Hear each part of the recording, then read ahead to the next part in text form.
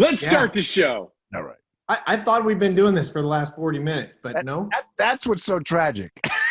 So this is the start. Are we doing it now? Is this happening right now? When will then be now? Soon. I'm Tanner Faust. Welcome. All right. Hey. Hi, guys. I'm Adam Ferrara. Wait, seriously? Okay. Now we're starting? Now we're starting. You ready? God damn. Okay, do it. You do it. Let's go. Hi, guys. I'm Adam Ferrara. I'm Tanner Faust. I'm going to go second. You go third. Shit. This guy says you go second. Hi, guys. I'm Adam Ferrara. I'm Rutledge Wood. I'm Tanner Faust. Good to see you. And we are Speedy, Beardy, and the Mole. Now, we used to be together on a show called Top Gear, but we still want to talk about cars. We want to talk about cars with you, so that's what this podcast is. Speedy, Beardy, and the Mole is the three of us and cars, and, of course, you. And the cars we're going to talk about today are the electric cars. Boogie, woogie, woogie? Yes, boogie, woogie. Yes. You can feel it, Tanner. It's electric. Oh, yes. Boogie, woogie, you know, woogie. I did not learn that. I refused to learn that dance. That was when I was in prom, and I was like, no, I'm not congregating in a line to just bust out the boogie oogie electric. I bet Adam also doesn't know the electric slide. Electric slide. I've seen it, but I have not participated in it. I've seen it enough. I could probably do it right now. Actually. All right, get up. Rutledge, can you do it too? Can you scoot back? Guys, honestly though, how do you not know the electric slide? I remember there's like one of these things where you slide back and then you turn around and then it's a. You do a little, and you do a kick, spin, turn. I'm in a chair. I can't do it right now. But if someone ever gets married in this group, I think we should all do the electric slide. So we can do electric slide. Okay, the only one that can, the only possibility of that happen is Tanner getting married. So we're never going to do this dance. Probably not. You're breaking up. Is this thing working okay? Jesus, guys. Right off the top, just from the top rope. And we're back. Yeah. Good Lord. Let's talk about some cars, for God's sake. The electric cars. I don't mind telling you guys, when I heard about the Mach-E, the Mustang, I went, sacrilege! Should be shot, should be killed. Now, I can't wait to get into one. Seriously. So what changed it for you? When you heard that they were going to do that, what changed? Here's what I saw the first I saw the mock-ups on it, and I went, this thing is just kind of, all right, well, it's a little, but it's still electric, and it's not a Mustang, right? Then Idris Elba did the preview with Leno. Right. And then I started reading about the car, and then I found, you can get rear-wheel drive. Well, that's a horse of a different color. Sure. When you saw Idris Elba, did you instinctively hear Omar's coming? Omar coming? Yes, actually, that's what, when you step on the gas, that's what it says, because you can put your own sound in it. So nice, which helps. Yeah. What did you guys think? So for me, when I heard about this car, my biggest issue was not that it's electric; it's the name. Okay, Mustang E. How many doors does it have? It's got it's a crossover. I get it. Okay, go ahead. A little bit of sacrilege for you. I get it. We had the same discussion when the Panamera came out. Yeah, but they didn't call it the 911 plus 2. Mm-hmm.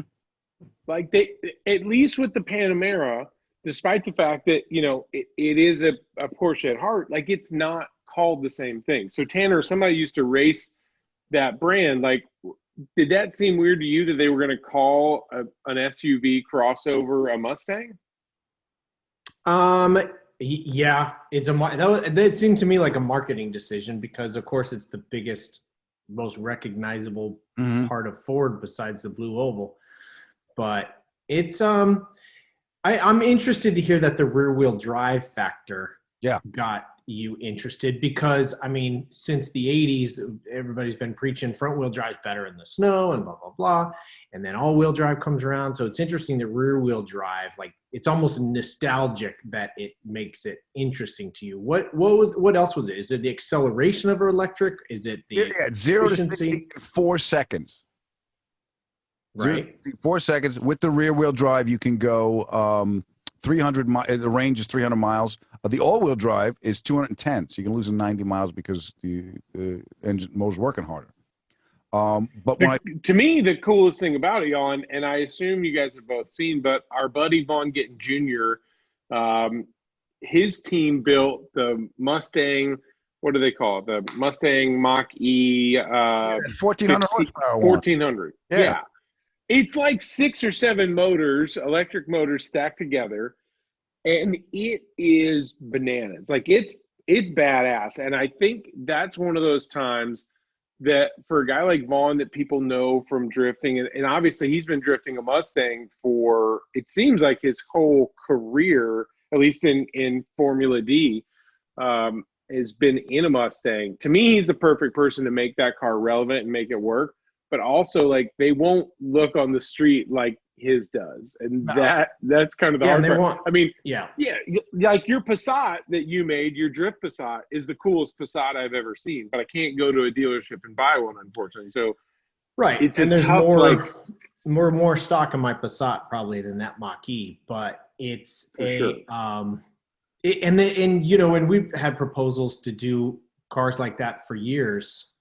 With electric, and it's awesome that Vaughn was able to get it done, because that can be really hard to go to a potentially green conversation about responsibility and a conversation about mobility and e-mobility, and say, look, we want to build something that will just fry the hell out of tires, and we need to make it exciting. And I'm totally on the same page with Vaughn on this, and have been for a while, that you've got to make things look exciting to get the enthusiasts to switch over. For Adam, it took rear wheel drive. For somebody else, it may take, you know, they need to see the thing can do a big smoky burnout or drift around or slide around, or have video of it. Did you see the video of the? Oh yeah, yeah. Or maybe it's getting Ken in there. Yeah, it's about making it super, super exciting, which I'm totally all about. I think you have to do that, otherwise it only stays sacrilege. You gotta have it exciting. And there's some very exciting parts about electric that, hearing me talk about it, some of it is drinking the Kool-Aid, because, you know, if I want to stay a racer for a manufacturer, I'm going to be racing electric. That's just the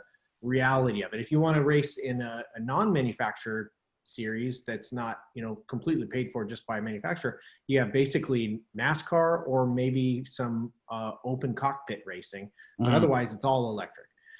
And so for me, you got to show performance and fun. And in a time when cars are becoming more automated, potentially a lot of them are, you know, it's kind of splitting off. Some brands are becoming less fun. Some brands are becoming more about power and fun. So, but with electric, it's out of the box to say electric cars are super fun to drive. But if you have driven one for any amount of time, you're the fastest thing at every traffic light. Yep. I was at an autocross event in Coda. I mean, there were a lot of racing going on the track, but there was an autocross event there, and these like $250,000 Corvettes, like $150,000 Mitsubishi Evo that was just silly, stupid fast. And a dude shows up with a Model 3 Tesla and from the hotel and gets second place. No. Yeah, didn't do any practice because he didn't have the juice. Right. But he needed to get back to the hotel. He put down 2 heaters and had to go back. Yeah. And some still slicks smoked all those dudes. Oh, that's crazy. We had on the show, you had the 190D, and I had a CTSV. And Rut, I forget what you had, but we had that drag race, and we knew. Right? Oh, I was in the Hellcat Charger. Yeah, he was in the Tesla. And from what till it hit the limiter, we never saw you. Like you were just gone. Yeah. That thing was gone. Right. I think the top speed on that was like 140 or something. 140, 142. Okay. I think is when it started. And you guys kept pulling, and out of the box, it was like a neck breaker. Yeah. And you remember we were out in Utah doing that. We tried to go out on Bonneville, which would have been crazy, but it was flooded. But that, Adam, you might remember, that was right before it became public that they were going to have the autopilot, which a lot of people thought, oh, it's going to be amazing. Yeah. And it was already loaded on Tanner's car, but we couldn't show it or talk about it. But there he was trying it. The whole time he would just be like Ricky Bobby, I don't know what I do with my hands. He was like this. I remember I was about 60 miles an hour. I came up alongside you, and you were like waving, and I was like, "Put your hands on the wheel." Oh, it was shocking how fast I trusted the technology. You know, I got in the car being like, "Oh my gosh, people are idiots. I can't believe they just start reading a book on the highway." And it took, you know, it gave you information about what it saw. It sees this car, that sign. And it took about 18 seconds before you're like, I think it's got it. And then you just start doing something. And then you look up and you're like, who are these people around? You know, where am I? I missed my exit. And yeah, it's alarming how it's a human thing, just how quickly we can trust some tech. But yeah, electric's here to stay. Like obviously I'm racing for Volkswagen and they're going all electric. So it's a part of the future for me. I hope that the fun factor stays in the cars, because then it still will matter. Like if you have nice suspension and good chassis, and then the European brand drive got me, because I'm like, okay, this is fun. You haven't forgotten about me. I'm still going to have fun. It's not just going to be transportation. You know, there's a difference between driving and transportation. Like the self-driving car, that's a punishment. I want to drive. I get in a car, I want to drive.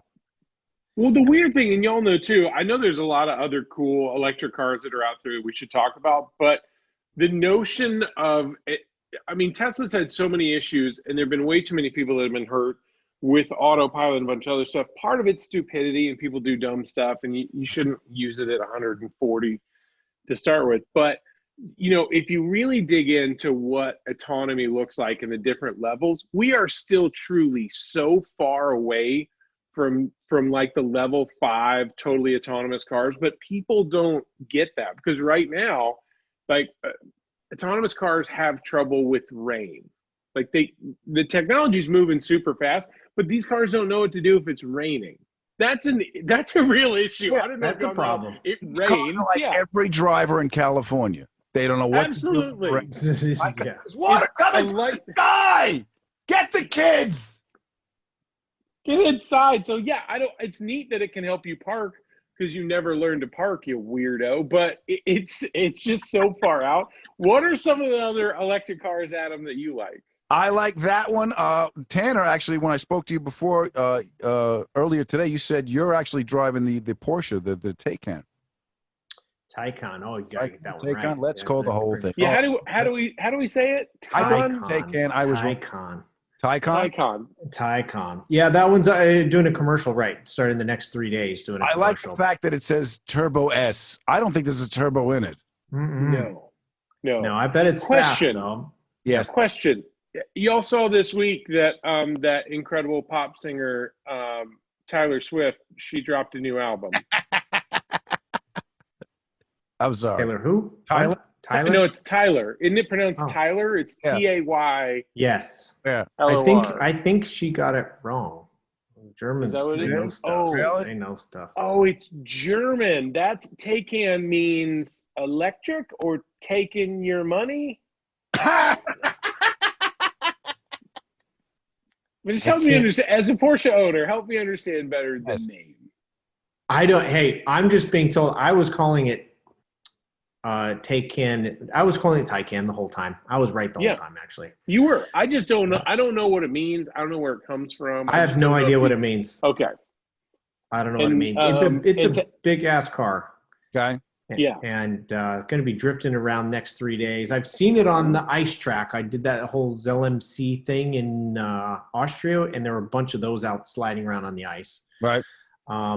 It's interesting to see every manufacturer's different take on electric. Like with Volkswagen with the ID4, that one is much more purposeful for transportation. Porsche, of course, has to be about speed and fun. Yeah, there's the ID4 there. Mm-hmm. It's super nice inside, beautiful inside. It's also rear-wheel drive, but it's not supposed to compete with the Porsches or the really fast accelerating cars, even though it's faster than most gas cars. I think it's faster than a GTI even. It's not faster than like a GT3 Porsche, like maybe the Taycan is. But Taycan. Every manufacturer has its own. Taycan me. Why would they call it a Turbo S? Truly, those are the things that make this stuff confusing, right? Mm-hmm. Like, why would you call an all-electric car a turbo anything? I have no idea. Does it look like it's got a salmon face on it a little bit? Yeah. It looks a little like a walleye. It looks salmon? like it just got its lips done and it's on its way home from the doctor. This kind of stuff. Next 2 days. But you know what? Thank goodness that we're going electric or something, right? But thank goodness that there's still engineers out there who are still getting funded to come up with fast versions for fun. Like that's the scare. Like 3 years ago, the scariest part of all of this was that it was a range war. And then it was like, I think on Top Gear we had everything's always around 300 miles before you gotta charge it up. I mean, is there anyone longer than that? I mean, there was one Top Gear. Well, the trucks always say they can go more because they end up carrying like thousands of pounds of batteries. But there was one Top Gear where we had to go down the coast, right? It was like 500 miles or over 600 miles on a tank or something like that. One tank challenge. Least favorite episode ever to shoot because I can't stand the whole battle of efficiency. It's like, I'm not going to, eggshell on the throttle, I'm not going to touch it. And that seemed where electric was headed. So I'm applauding anybody comes out with something fun and fast, takes advantage of the 100% torque and all that kind of good stuff electric has that we all know about. And hopefully people buy them and have some fun on the road. Tanner, did you drive the 918? Yes. And? It's freaking awesome. Yeah. I drove it at there's a show Sorted that I was doing where I was basically like sword fights. What'd you say? Yeah, it was sword fights. You can't cross the streams, but you can. It's like Lincoln and Western. Mm-hmm. Was that Infinite Swirl? Yeah, it's like fun to me. Was there a docking scene? No, that's gross, Adam. Jeez, have some decency for crying out loud. That's how you catch stuff, don't you know? Oh, where did you drive a 918? Tell us about that. On Miami, on the Speedway, with the Roval at Homestead, with the freaking Roval turning in at 160 plus miles an hour in a street car. That's scary. Crazy. Yep, with the top off. And that car was really fast. Like sometimes I will say it's a hybrid. And I didn't go into it knowing all that much about it, but man, sometimes when it pulled and it had a lot of juice in reserve, and it gave you the electric shot, it was insane. And then sometimes it didn't have the electric there for you. But it was a very fast car, and it competed against some of the fastest aftermarket cars produced in the U.S. and only two of them beat it at bone stock. Do you guys remember the electric dragsters we had? Oh, yes, in Michigan. Yeah. That was sick. I had a Chevy S10, and there's no feel to it. You just hit it, and you're gone. So the guy said... no feel to it. You friggin' fishtailed all the way down the whole drag. You couldn't feel that? We were shitting our pants. I know. Yes. I just stopped. The guy said, he said the throttle's just on or off. I go, that's the way I usually drive anyway. So I just stood on the thing, and he said the shock load when it goes through the frame will twist it, so you got to counter steer. So that's why I got thrown into the wall, and I had to counter steer half the way. I went, okay, I guess he means more than that, and but I made it down the track.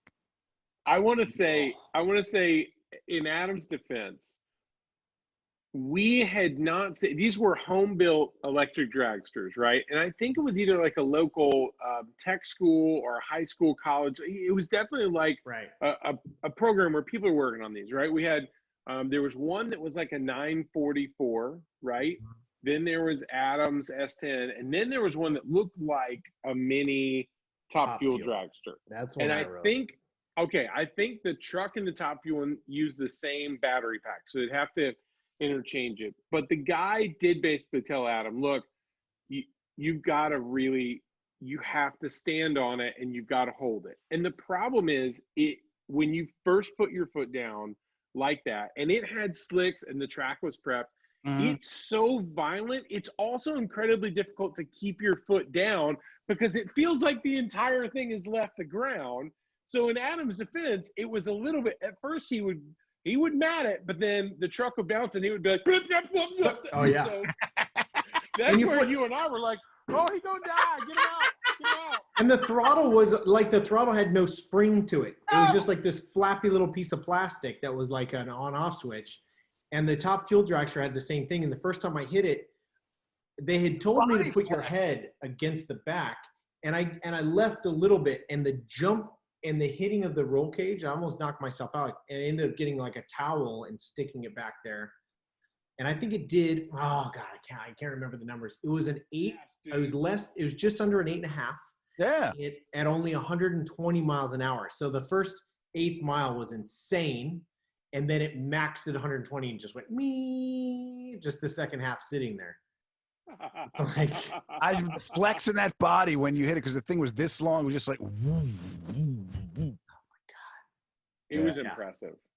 It was impressive. We do. Well, I will tell you that I think we all agree we like the instant torque. Yes. Well, to be fair, though, it is very difficult for a lot of people to understand how do you modulate the throttle of an electric vehicle. I saw a video, I'm not sure if y'all have seen it yet, of a person who just got their new Taycan and they're having a little trouble parking it. I think it's in the UK. I think y'all should take a look. All right. you literally have it loaded up.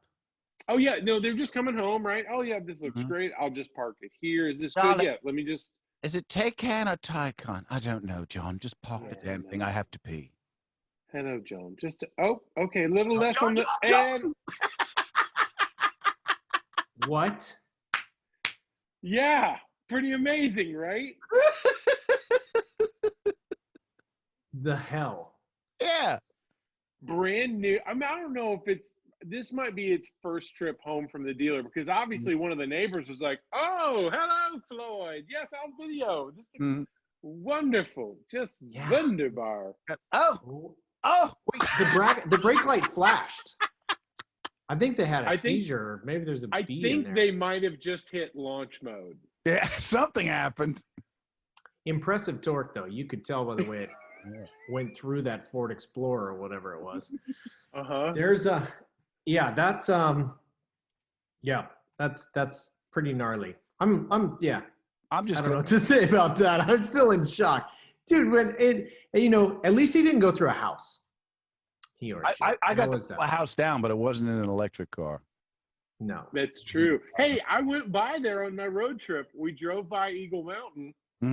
And I told my buddy Ryan Eversley, we did this cross country, COVID safe road trip. So he was behind, I was in the Supra, new GR 2021 Toyota GR Supra. He was in a new NSX, and we went by Eagle Mountain. And I was like, man, last time we were there, we not only went into prison, a guy who was working on site was in the prison during the riot. Do y'all remember that? Yes.